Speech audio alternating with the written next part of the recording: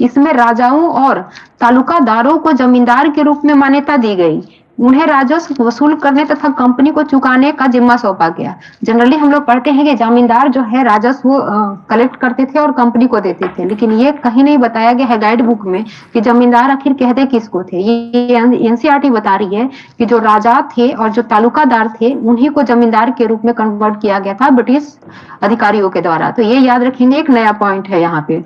ठीक है, ये जो विधि है राजस्व वसूलने की, जिसका नाम अस्थाई बंदोबस्त है, ठीक है, तो इसके तहत जो राजस्व है उसको पहले ही फिक्स कर दिया गया था। इसमें था कि जमींदारों को कुछ भी हो जाए, आपको इतना राजस्व जो है ब्रिटिश साम्राज्य को, ब्रिटिश कंपनी को आपको हर हाल में देना ही देना है। तो इससे क्या हुआ कि जो जमींदार हैं वो बेतहाशा जो है किसानों से अपना कर वसूलने लगे, लेकिन उनके भूमि के सुधार पे कोई ध्यान उन्होंने नहीं दिया, जिससे किसानों की जो स्थिति है बद से बदतर होती चली गई। ठीक है, और इसमें एक और चीज था कि जब जमींदार जो है और जो ये जो इसके तहत जो कर था वो 10/11 जो था वो कंपनी की थी और 1/11 जमींदारों का था। तो ये जो कर था इतना ज्यादा था कि कभी कभी जमींदार भी इसको कंपनी को देने में असक्षम हो जाते थे, तब उनकी जमींदारी जो है छीन ली जाती थी। ये भी इसका याद रखेंगे। और ये जो है उस समय ब्रिटिश मतलब इंडिया के 19% भूभाग पर लागू किया गया था ये अस्थाई बंदोबस्त को। काफी इंपॉर्टेंट है, हमेशा क्वेश्चन देखने को मिलता है जो 3 तरह के भू राजस्व वसूलने की जो विधियां थी। दूसरा आता है महालवाड़ी बंदोबस्त। ये जो है महालवाड़ी, महाल मतलब गांव होता है, ये याद रखेंगे। तो बंगाल प्रेसिडेंसी के उत्तर पश्चिम प्रांतों, जिसका अधिकांश भाग अब यूपी में है, जैसे पंजाब है, उत्तरी पश्चिमी यूपी है, तो यहाँ पर इस इलाके में वॉल्ट मैकेंजी ने महालवाड़ी बंदोबस्त की शुरुआत 1822 ईस्वी में की गई है और कई गाइड बुक में 1819 आपको दिखेगा, जो कि याद ही नहीं रखिएगा। ठीक है, अगर एनसीईआरटी 1822 कह रही है तो कह रही है, यही सही भी होगा और आयोग भी इसी को सही भी मानेगी, तो इसको याद रखेंगे। ठीक है, इसमें राजस्व इकट्ठा करने और कंपनी को अदा करने की जो जिम्मेदारी थी जमींदारों के बजाय गांव के मुखिया को दिया गया। यानी महाल मतलब गांव है और गांव के जो हेड है अब वही वहां से राजस्व एकत्रित करेंगे और कंपनी को वो प्रोवाइड कराएंगे। ठीक है, इसमें इसकी खासियत क्या थी, ये अस्थाई बंदोबस्त सीख लेते हुए इसमें क्या था कि राजस्व को पूर्व निर्धारित नहीं किया गया था, बल्कि उसमें समय समय पर संशोधन की गुंजाइश रखी गई थी। और ये जो है व्यवस्था उस समय 30% भूभाग पर लागू थी। ठीक है, तो याद रखेंगे ये सारे पॉइंट को। उसके बाद देखते हैं एक तीसरे प्रकार की बंदोबस्त व्यवस्था थी जिसको रैयतवार या रैयतवाड़ी व्यवस्था कहते हैं। रैयत मतलब किसान होता है, ये टर्म याद रखेंगे क्योंकि टर्म्स भी क्वेश्चन पूछ देता है कि महाल का अर्थ क्या है शाब्दिक, या रैयत का शाब्दिक अर्थ क्या है, तो आप वहां पे बेसिक क्वेश्चन में फंस सकते हैं, तो दोनों का याद रखेंगे। ये जो व्यवस्था है दक्षिण भारत में लागू की गई थी। एलेक्जेंडर रीड ने टीपू सुल्तान के साथ चले युद्ध के बाद कंपनी को प्राप्त कुछ इलाकों में इस व्यवस्था को मतलब आजमा कर देखा था इन्होंने।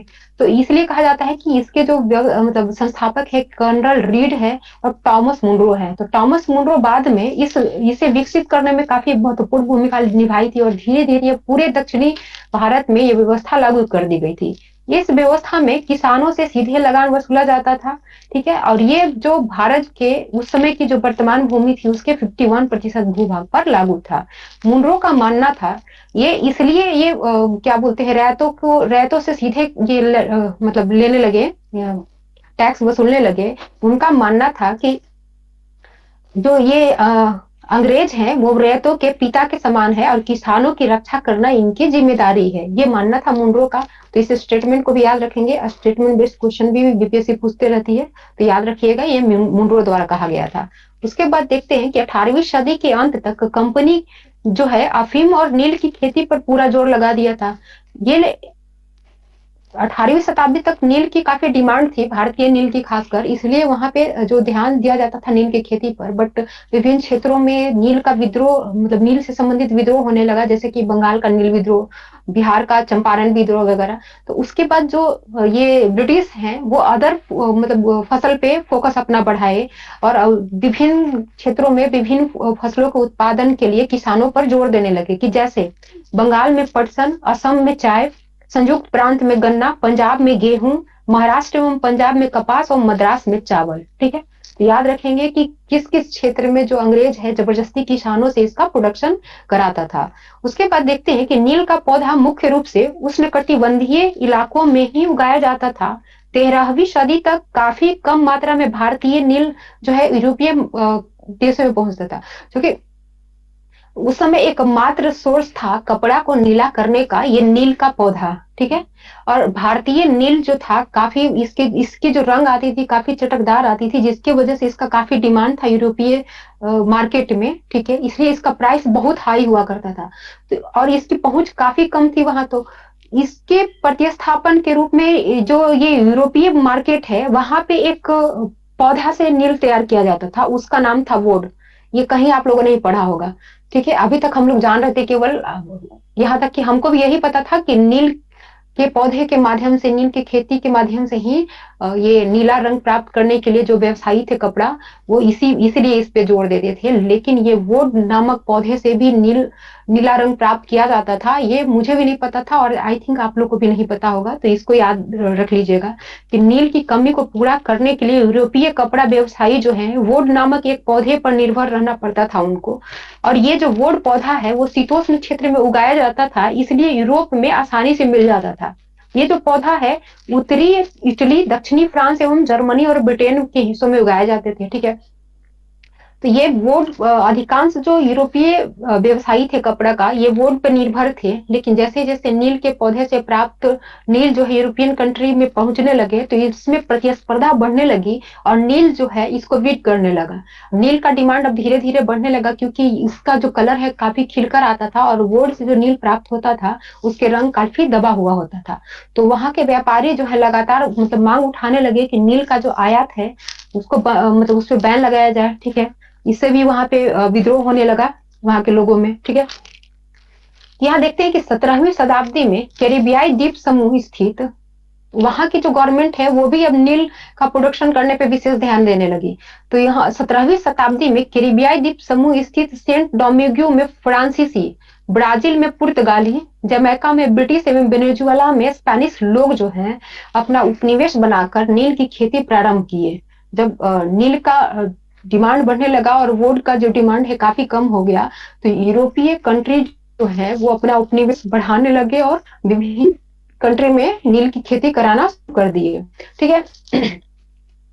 18वीं सदी के आखिर तक भारतीय नील का मांग जो है वो तेजी से बढ़ने लगा। इसका कारण था दो। ब्रिटेन में औद्योगिकीकरण के कारण कपास का उत्पादन काफी तेजी से हुआ, जिससे कपड़ा का प्रोडक्शन बढ़ा और नील के डिमांड बढ़ने लगा कपड़ों को कलर करने के लिए, ठीक है। और दूसरा कारण था कि उस समय वेस्ट इंडीज और अमेरिका से मिलने वाली नील की आपूर्ति अनेक कारणों से पूरी तरह से बंद हो गई और 1783 से 89 के बीच में दुनिया का नील उत्पादन आधा रह गया। अब इस तरह के वैश्विक संकट जब आए तो भारतीय नील की डिमांड जो है वो काफी तेजी से बढ़ने लगे और अब ब्रिटिश जो है भारतीय किसानों पर दबाव देने लगे नील के प्रोडक्शन को बढ़ाने के लिए, ठीक है। इसमें ये बताया जा रहा है जब ये 1783 और 89 के बीच में दुनिया का जो नील उत्पादन कम हुआ तो किस तरह से ब्रिटिश नील मतलब भारतीय नील का है जो यूरोपीय मार्केट में मतलब वो जो आयात निर्यात है वो बढ़ने लगा। तो इसमें बताया जा रहा है एक उदाहरण देकर कि 1788 में ब्रिटेन द्वारा आयात किए गए नील में भारतीय नील का जो हिस्सा था मात्र 30% था, जो मात्र 1810 में बढ़कर 95% हो गया, ठीक है। और ये जो नील की खेती थी मुख्यतः दो तरीके से कराई जाती है, एक निजी और एक रैयती। निजी खेती के तहत बागान मालिक जो है खुद अपनी जमीन उपलब्ध कराते थे खेती करने के लिए, और रैयती व्यवस्था में क्या था कि वो जो किसान है उनसे एक अनुबंध करा लेते थे और उसके तहत कम से कम 25% जो हिस्सा है किसानों का जो खेती का हिस्सा है उस पे वो उनको नील के खेती करने के लिए उनको मजबूर करते थे, ठीक है। और इसमें जो है किसान मालिक पहले कर्ज प्रोवाइड करा देते थे जिसको लेकर वो किसान खेती करते थे, ठीक है। तो उसमें वहां पे एक माप था बीघा, जिस 3 कठिया प्रथा बिहार का, ठीक है। तो इसमें था कि 1 बीघा में 3 कट्ठा जो खेती है उस पे नील की खेती करनी ही करनी है, ठीक है। इस पे कई बार क्वेश्चन आप लोगों ने देखा होगा पीटी में। तो ये जो बीघा है अब इसको देखते हैं। ये जो जमीन की माप है ब्रिटिश शासन से पहले जो ये बीघा का आकार था वो विभिन्न क्षेत्रों के लिए विभिन्न विभिन्न होता था, लेकिन जब से ब्रिटिश गवर्नमेंट यहाँ पे आई, उनका साम्राज्य स्थापित हुआ, तो इसका क्षेत्रफल लगभग 1/3 एकड़ तय कर दिया गया। तो याद रखेंगे, हो सकता है ये भी पूछ दे कि 1 बीघा में ब्रिटिश साम्राज्य के द्वारा कितने भूमि तय की गई है, तो लगभग 1/3 एकड़। ठीक है।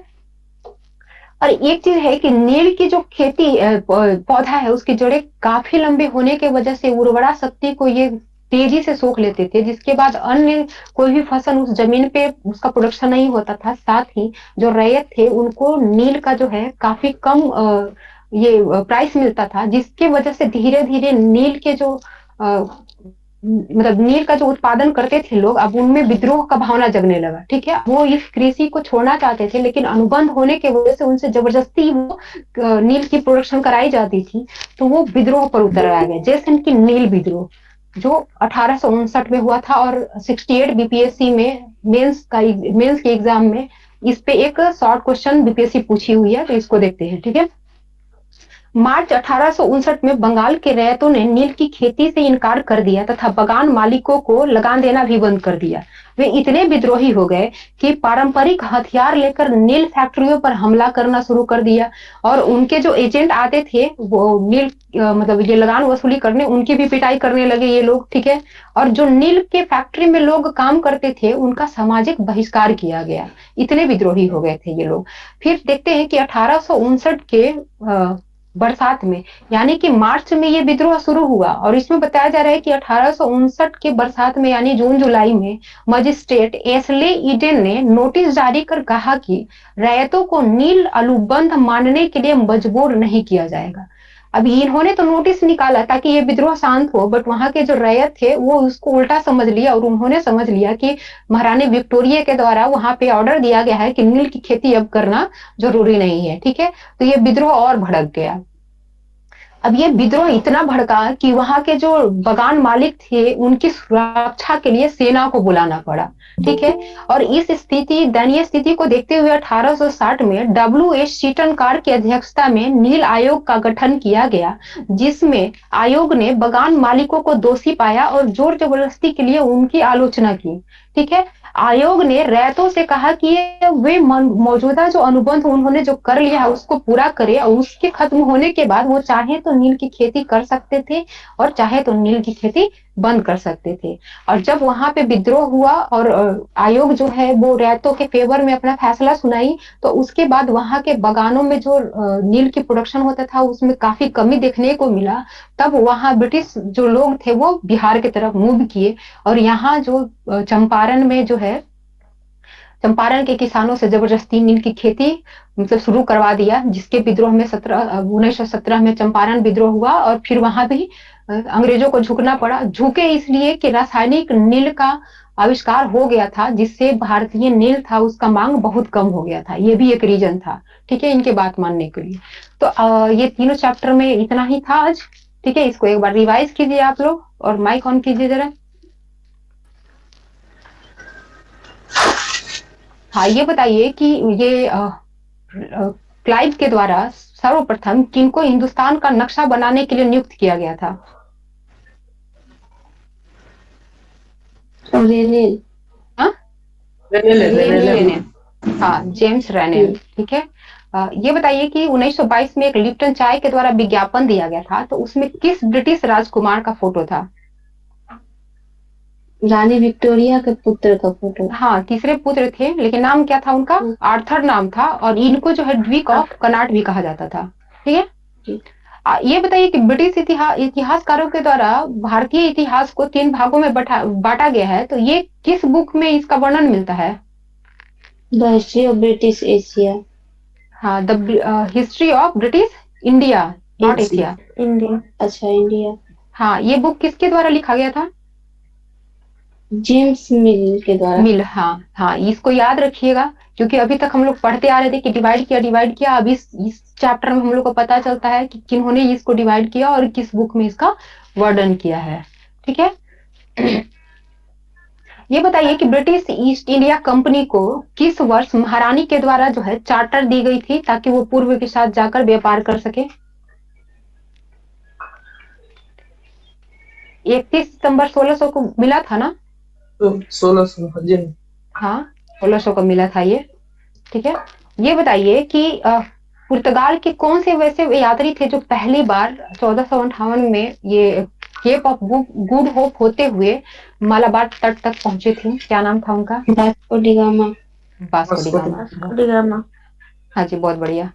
ये बताइए कि किस शताब्दी में यूरोपीय कंट्री जो है, मतलब यूरोपीय व्यापारी जो है आपस में लड़ने लगे थे? जब 17वीं 18वीं शताब्दी में ये आपस में ही लड़ने लगे थे, तो इस लड़ाई के पीछे रीजन क्या था? भारतीय बाजारों पर कब्जा करना। ठीक है, ये बताइए कि सर्वप्रथम इंग्लिश फैक्ट्री इंडिया में कहाँ स्थापित हुई थी और किस वर्ष स्थापित हुई थी ये? हुगली नदी किनारे स्थापित हुई थी। हाँ, हुगली में। सोलह सौ 1651 में। हाँ, 51 में। 1651। बहुत बढ़िया। और ये जो फैक्ट्री है उसमें जो अधिकारी रहकर जो अपना कार्य करते थे उनको किस टर्म से संबोधित किया जाता था? क्या बोला जाता था उनको? फैक्टर। फैक्टर बोला जाता था। हाँ, और सिपाही को क्या बोलते थे? इंग्लिश सिपाही को क्या बोलते थे? सिपाही। ठीक है, सिपाही। बहुत बढ़िया। हाँ जी। ये बताइए कि किस मुगल सम्राट के द्वारा ब्रिटिश कंपनी को बिना शुल्क चुकाए व्यापार करने का जो अनुमति दिया गया था? औरंगजेब के द्वारा। औरंगजेब। हाँ, बहुत बढ़िया। ये बताइए कि प्लासी की युद्ध कब हुई थी? 1757 में। प्लासी है कहाँ? प्लासी है कहाँ ये बताइए? नादिया जिले के नादिया जिले में है। ठीक है, प्लासी नाम क्यों पड़ा है इसका? प्लास का फ्लावर्स वहाँ पे ये होते हैं। हाँ, हाँ जी, हाँ जी, हाँ जी, बहुत बढ़िया। मीर जाफर को बंगाल का नवाब कब बनाया गया था? 1757 में ही ना बनाया जाएगा? हाँ, जब वो सिराजुद्दौला की मृत्यु हुई उसके बाद ही ना ये बने। और ये नवाब बनने के लिए ही तो उनको धोखा दिए थे। मीर जाफर, ये मीर कासिम को कब बनाया गया था नवाब वहां का, ये बताइए। क्वेश्चन पूछी हुई है बीपीएससी ये डायरेक्ट। किस वर्ष बनाया गया था? 1764 नहीं, 1764 में तो बक्सर की युद्ध ही हुई थी। बक्सर का युद्ध हुआ था। 1760 में। 60 में। ठीक है, 1760 में। और पुनः ये मीर जाफर को 1764 में वहां का नवाब बनाया गया था। 64 में 65 में उसकी मृत्यु हो गई थी। ठीक है। हाँ, अच्छा, ये बताइए कि जब ये जो क्लाइव थे सर्वप्रथम भारत के किस प्रांत में एक ब्रिटिश ऑफिसर बनकर आए थे? मद्रास। हाँ जी, मद्रास। मात्र 18 वर्ष की उम्र में 1743 में मद्रास क्षेत्र के एक ऑफिसर बनके यहाँ पे आए हुए थे ये। ठीक है, इनकी भूमिका क्या रही? ये जो अपना ये जो हुआ ब्रिटिश गवर्नमेंट के स्थापना में, इनको भूमिका किस प्रकार आप देखेंगे? ये बताइए, क्या क्या भूमिका रही? ये कंपनी के शासन के असली संस्थापक इनको माना जाता है। इनको ये स्वर्ग का सेनापति, स्वर्ग से उतरा सेनापति कहा जाता है। हाँ, ये 2 बार गवर्नर जनरल रहे यहाँ। अच्छा, इलाहाबाद की जो संधि हुई थी बक्सर के युद्ध के बाद, तो वो किस गवर्नर जनरल के शासन में हुई थी? क्लाइव के ही शासन में थी। हाँ, क्लाइव के ही शासन में हुई थी। ठीक है, ये बताइए कि ये जो क्लाइव थे, ये जब वापस इंग्लैंड गए थे तो किस वर्ष इनको जो वहां के ब्रिटिश संसद में अपने खिलाफ जो मतलब एक जो केस चल रहा था उसके खिलाफ इनको जाकर गवाही देना पड़ा? 72 या 73 में, कंफर्म नहीं है। 72 में। और 74 में इन्होंने सुसाइड कर लिया था। ठीक है, ये बताइए कि ये क्या बोलते हैं, ये क्या नाम है टीपू सुल्तान के फादर का? हैदर अली की जो डेथ हुई है वो किस वर्ष हुई है? किस युद्ध के दौरान हुई इनकी डेथ? द्वितीय आंग्ल मैसूर युद्ध के दौरान। और ईयर बताइए। ये 1782। हाँ, 1782। और ये याद रखिएगा कि 1782 पोर्टनोवा के युद्ध में इनकी डेथ हुई थी। ठीक है, और टीपू सुल्तान की डेथ किस युद्ध के दौरान हुई और कब हुई? फोर्थ वाले में हुई थी मैम, 1700 फोर्थ वाले में हुई थी। हाँ, हाँ लास्ट 1799, 1799। 99 में। ठीक है। फिर हम खत्म की संधि हुई थी उसमें। हाँ हाँ। ये बताइए प्रथम आंग्ल मराठा युद्ध कब हुआ था? 1700। 1767, 1769, 69। ये तो आप प्रथम आंग्ल मैसूर युद्ध बता दी, आंग्ल मराठा युद्ध पूछ रहे हैं प्रथम। अच्छा, 1775 से 82 के बीच। ठीक है, ये सालाबाई संधि के माध्यम से ये खत्म हुआ था युद्ध। ठीक है। ये बताइए कि जब तीसरा आंग्ल मराठा युद्ध हुआ तो उसके बाद जो मराठा के उत्तराधिकारी हैं उनको निर्वासित करके पेंशन पर कहाँ भेज दिया गया था? बिठूर। हाँ, ये जगह है कहाँ? कानपुर। दक्षिण में कानपुर उत्तर प्रदेश के पास, वही उत्तर प्रदेश कानपुर के पास। कानपुर के पास बिठूर में इनको भेजा गया था। सर्वोच्चता का सिद्धांत किस मतलब ये किसके द्वारा दिया गया था? वो लॉर्ड हेस्टिंग्स के द्वारा। हाँ, बहुत बढ़िया। और ये बताइए रानी चेन्नप्पा, चेन्नप्पा हम बार बार बोलते हैं चेन्नम्मा, इनका संबंध किस क्षेत्र से था? हाँ, चेन्नम्मा कित्तूर की रानी थी ये। हाँ, कित्तूर वर्तमान में कहाँ पे है? कर्नाटक में। हाँ जी। ये बताइए कि रानी चेन्नम्मा की मृत्यु के बाद इनका जो प्रतिनिधित्व किए थे उनका क्या नाम था? ये रायन्ना थे, संगोली के गरीब परिवार से थे। हाँ, बहुत बढ़िया। ये बताइए कि ब्रिटिश साम्राज्य का सिंध पर जो कब्जा है वो किस वर्ष हुआ था? 1883। 1883 या 43? 1843। हाँ, 43। हाँ, 43 और 83 पहुंच जा रही है पूनम। ये बताइए कि ये राज्य हड़प नीति या विलय नीति किनके द्वारा लाया गया था? लॉर्ड डलहौजी। हाँ, और इस नीति का सर्वप्रथम पहला जो शिकार बना था वो कौन बना था और किस ईयर बना था? 1848 में ही। हाँ, और लास्ट? हाँ, 48। लास्ट अवध बना था 1856 में। हाँ, ठीक है। हाँ, अब ये बताइए कि 1872 में एक न्याय व्यवस्था स्थापित की गई थी जिसके तहत 2 न्यायालय की मतलब स्थापना की गई थी। कौन कौन सी 2 न्यायालय थी वो? फौजदारी और दीवानी। बहुत बढ़िया।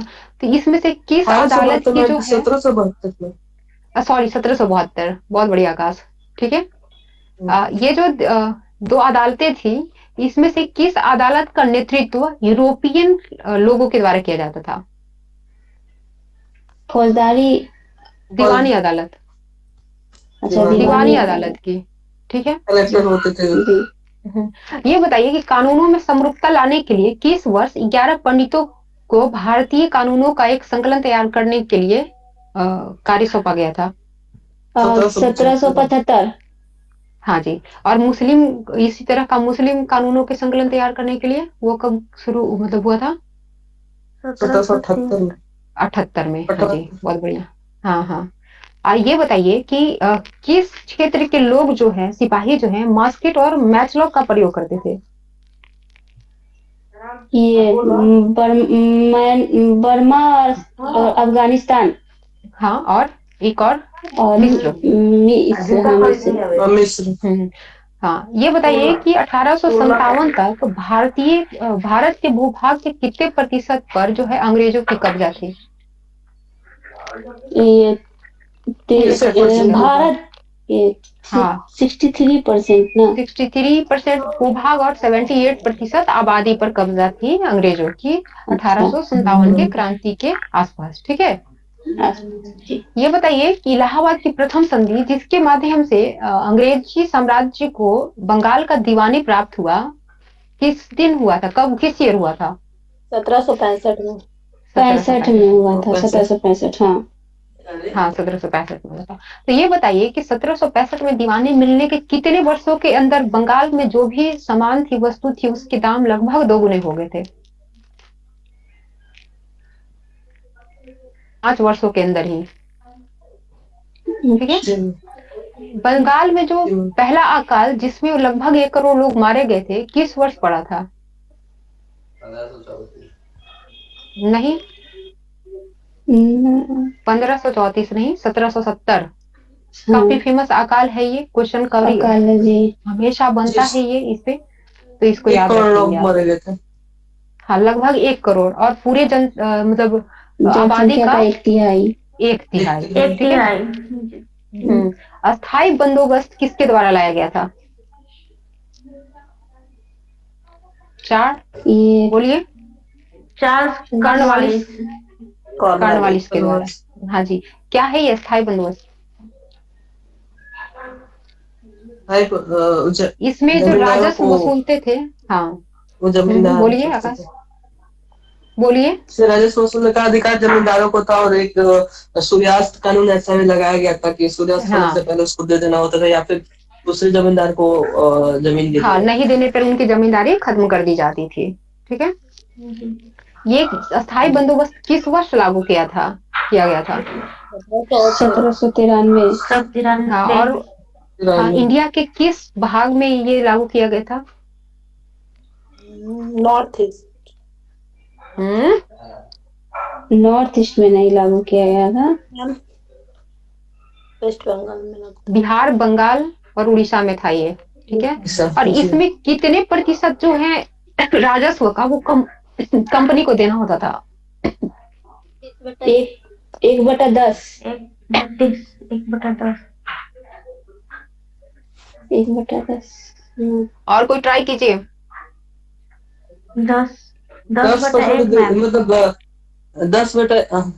10 तो दे देना था, ये 11वां बचता था तो उसको वो जमींदार को 11वां मिलता हिस्सा था। तो वो रखते थे जो देते थे कंपनी को, लेकिन 10वां हिस्सा दे देते थे।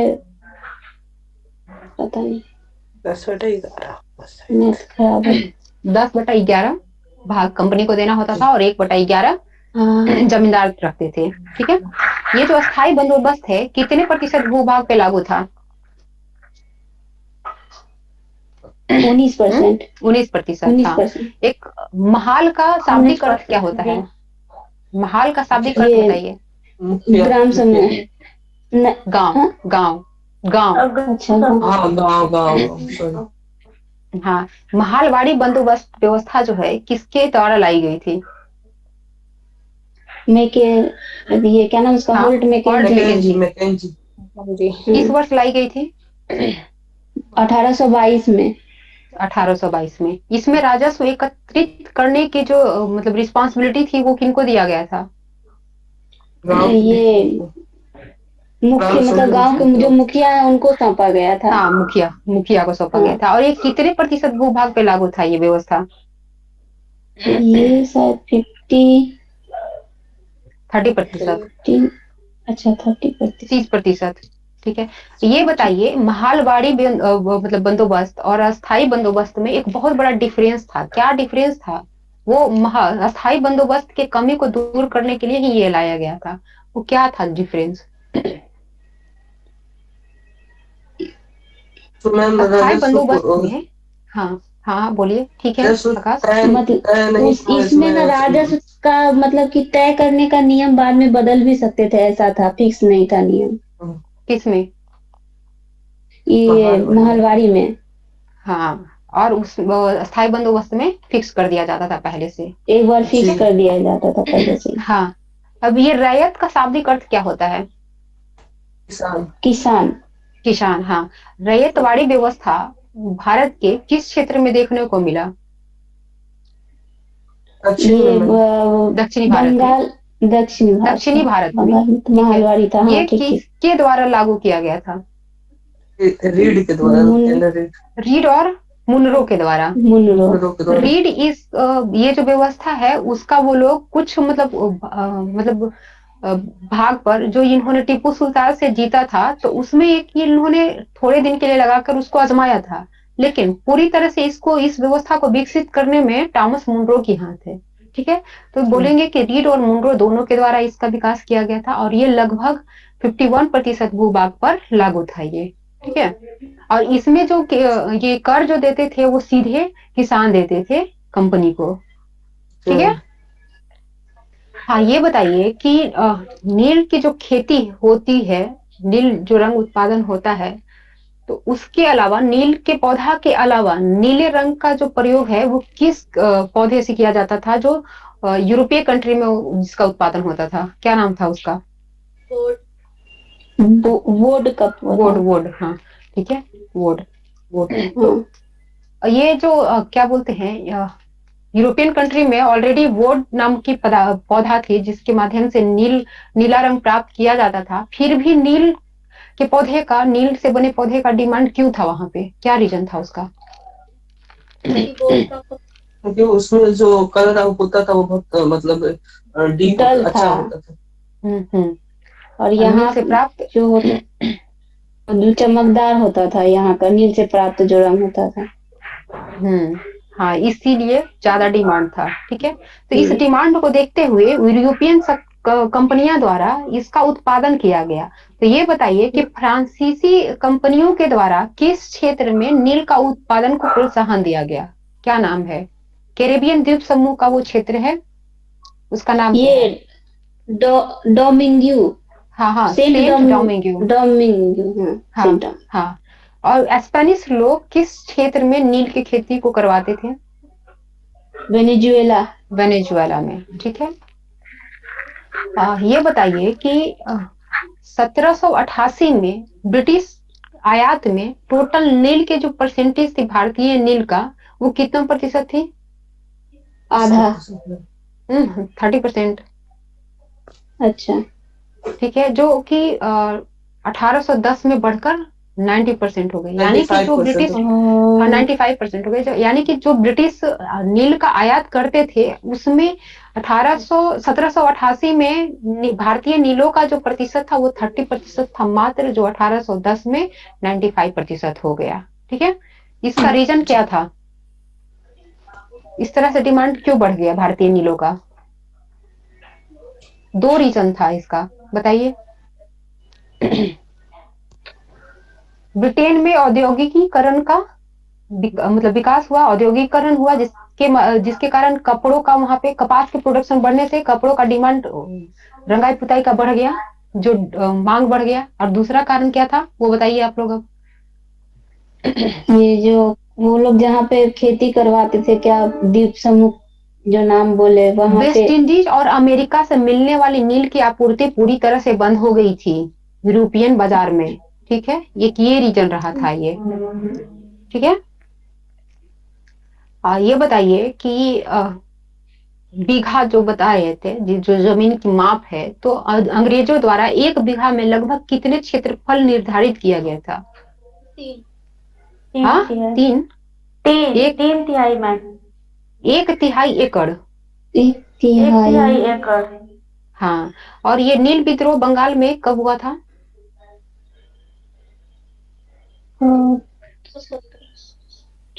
बताइए। 1857 के बाद हुआ था, ये बताइए।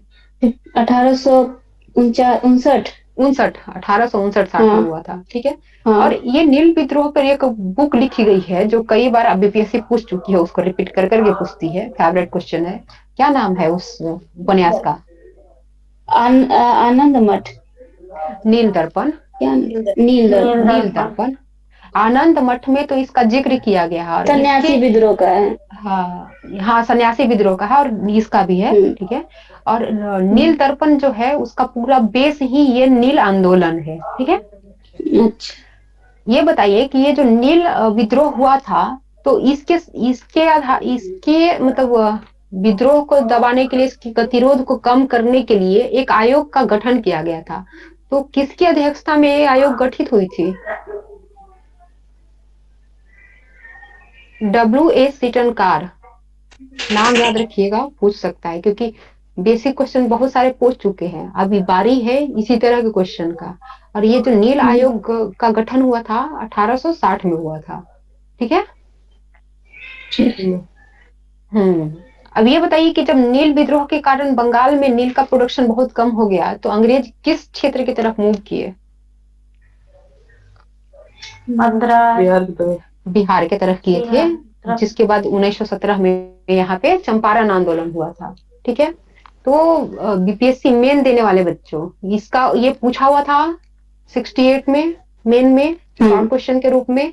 तो हो सकता है अगले बार चंपारण आंदोलन पे आपसे पूछ दे नील से ही रिलेटेड करके, ठीक है। तो इसको बहुत अच्छे से कीजिएगा, और यह हो सकता है इसी को रिपीट कर दे 17वीं देने वाले, ठीक है। तो आज इतना ही है, फिर हम लोग कल मिलते हैं इसके नेक्स्ट 3 चैप्टर के साथ, ठीक। आप लोग पढ़ते रहिए, रिवाइज करते रहिए, और कुछ बोलना है किन्हीं को तो बोलिए, नहीं तो सेशन एंड करते हैं फिर। नहीं मैम, कुछ नहीं। Good night. चलिए ठीक है, good night to all of you. Good night ma'am.